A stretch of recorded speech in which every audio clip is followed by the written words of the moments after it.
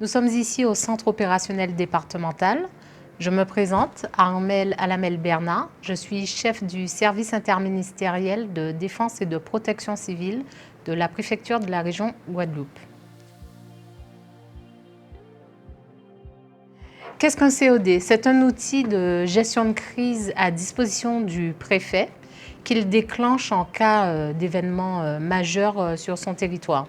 Donc, par exemple, un séisme, l'explosion d'un volcan ou un cyclone. Le préfet décide de rassembler des acteurs importants à ses côtés qui vont l'aider à analyser et à faire remonter l'information du terrain.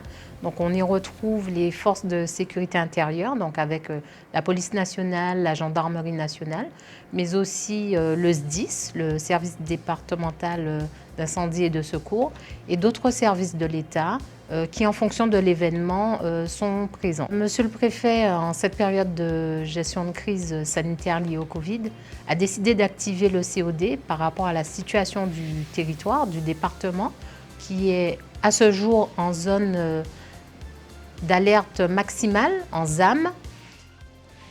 Le deuxième point que je voulais mentionner, c'est que les mesures qu'on a mises en œuvre à compter de samedi et de dimanche, en fonction des différentes mesures, elles doivent être évidemment bien appliquées.